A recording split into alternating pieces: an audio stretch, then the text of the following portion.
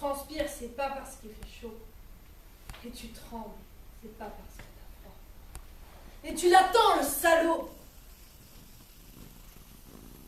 Il prend son temps. Il sait qu'il aura ton argent. Tu ferais n'importe quoi pour avoir ton petit képa. Tu voudrais la sentir déjà, au creux de ton bras, la femme de ceux qui n'en ont pas. Et tu le vois venir de loin. C'est ton soleil qui revient, avec sa sale petite gueule d'enculé. T'es sûr que ce mec-là, il va t'arnaquer. Mais déjà, tu flippes comme un chien, de peur qu'il te dise qu'il n'a rien. Et quand il tend sa merde avec mépris, tu vas même jusqu'à lui dire merci. Alors tu cours dans une sanisette, et là pour toi c'est la fête. Et là avec l'eau de la cuvette, tu prépares ta petite dînette. Et quand enfin tu plantes ton pieu dans ton bras devenu noueux, et que le rouge se mêle au blanc, c'est la fin du tourment. Tu la sens enfin au creux de ton bras, la femme de ceux qui n'en ont pas. Et tu piques du zen dans la rue, et déjà que tu te souviens même plus qui t'étais avant, du temps où t'avais des couilles, où t'étais fier, du temps où t'avais même des rêves. Et tu piques du zen dans la rue.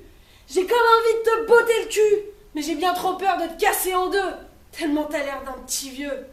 Emmène-la au creux de ton bras, la femme de ceux qui n'en ont pas. Elle est vieille, ta femme. Elle est trop vieille.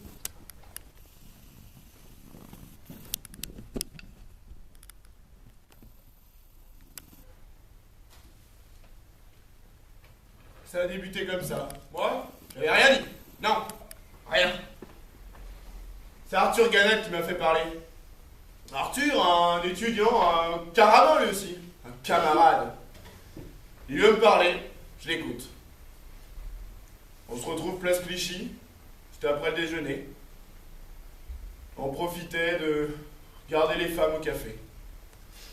Ensuite, la discussion est revenue au président Poincaré qui, justement, allait ce matin-là visiter et inaugurer une exposition sur des petits chiens. Président Poincaré qui avait déclaré « La France sera défendue par tous ses fils. Rien ne saura rompre l'oignon sacré devant l'ennemi. » Il y a bien que lui pour défendre la race française, vu qu'elle n'existe pas. Si donc qu'il y en a une belle de race, et même que c'est la plus belle race du monde, et bien cocu qui s'en dédie. Non, c'est pas vrai. La race française que t'appelles comme ça, c'est qu'un grand ramassis miteux, transi comme moi, venu ici échoué, poursuivi par la faim, les tumeurs, le froid. Vous pouvez pas aller plus loin à cause de la mer. C'est ça la France, c'est ça les Français. Bardamu, ne dis pas le mal de nos pères, ils nous valaient bien. Ah, pour ça t'as raison. Honteux et transi, violé, volé, étripé, couillon toujours. Il nous valait bien, ça t'as raison. On change pas, non, on change pas. Ni de maître, ni de chaussettes, ni d'opinion, bien trop tard. Qu'il en est trop. Beaucoup trop tard. On est des soldats gratuits. Héros pour tous, singes parlants, mots qui souffrent. Il nous tient à la gorge. Si on n'est pas sage, il sert. C'est pas une vie. Il y a de l'amour, Bardamu. Arthur, l'amour, c'est l'infini, mis à la portée des caniches. J'ai ma dignité, moi. Parlons-en de toi, t'es un anarchiste, et puis voilà tout.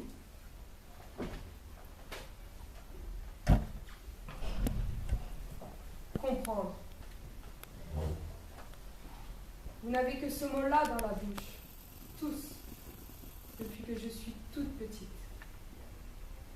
Il fallait comprendre qu'il ne fallait pas toucher à l'eau, à la belle eau, fuyante et froide, parce que cela mouille les dalles, à la terre, parce que cela tache les robes.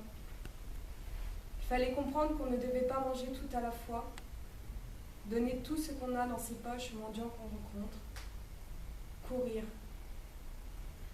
Courir dans le vent jusqu'à ce qu'on tombe par terre, et boire quand on a chaud, et se baigner quand il est trop tôt, trop tard, et pas juste quand on en a envie. Comprendre. Toujours comprendre. Moi, je ne veux pas comprendre. Je comprendrai quand je serai vieille. Si je deviens vieille. Pas maintenant. Il est plus fort que nous, Antigone. Il est le roi, et ils pensent tous comme lui dans la ville. Ils nous hueront, ils nous prendront, avec leurs 1000 bras, leurs 1000 visages et leur unique regard. Ils nous cracheront à la figure. Il nous faudra avancer dans leur règne. Et là, il y aura les gardes, avec leurs têtes d'imbéciles congestionnées, qu'on sent qu'on pourra toujours crier, essayer de leur faire comprendre, et qui feront tout ce qu'on leur a dit, scrupuleusement, sans savoir si c'est bien ou mal. Et souffrir, il faudra souffrir, sentir que la douleur monte, qu'elle est arrivée au point où on ne peut plus la supporter, qu'il faudrait qu'elle s'arrête, mais continue pourtant et monte encore, comme une voix aiguë. Je ne peux pas, je ne peux pas. Comme tu as bien tout pensé. Tu n'as donc pas envie de vivre, toi? Pas envie de vivre. Qui se levait la première, rien que pour sentir l'air froid sur sa peau? Qui se couchait la dernière, seulement quand elle n'en pouvait plus de fatigue? Ah non! Laisse-moi! Ne nous mettons pas à pleurnicher ensemble maintenant. Tu as bien réfléchi, tu dis? Tu penses que la douleur et la peur de mourir, c'est assez? Sers-toi de ces prétextes! Antigone, je t'en supplie!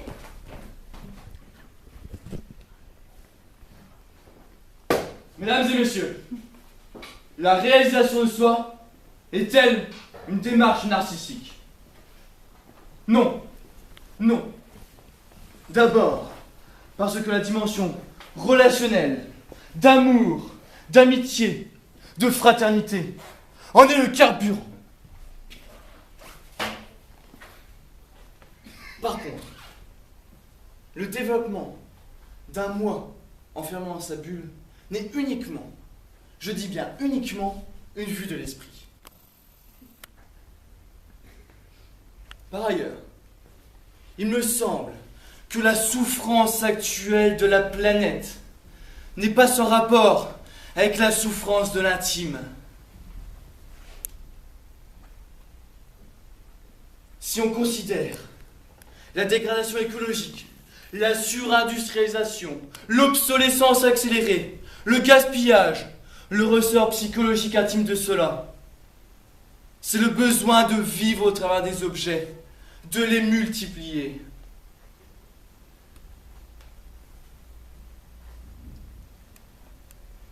Par contre, si les individus sont en paix avec eux-mêmes, qu'ils ont des projets de réalisation personnelle plus authentiques, ils sont moins obligés de se fuir eux-mêmes dans la surconsommation et la destruction des objets et des ressources.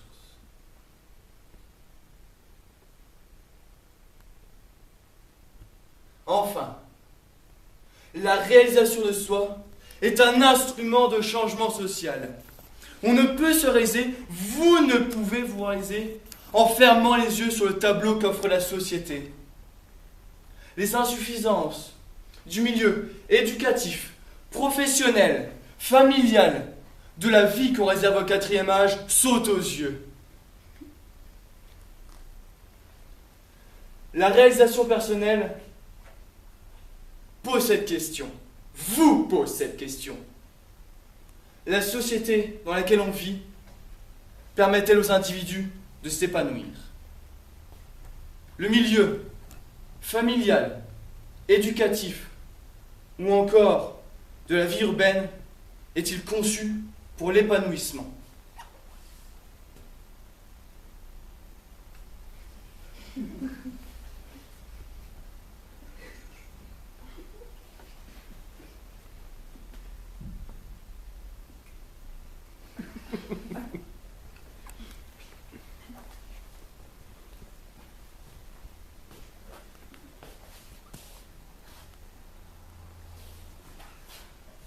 La réalisation de soi offre le critère pour juger la société. Elle devient alors un outil, une force de contestation. Mesdames, Messieurs, je vous souhaite une bonne soirée. et une bonne méditation.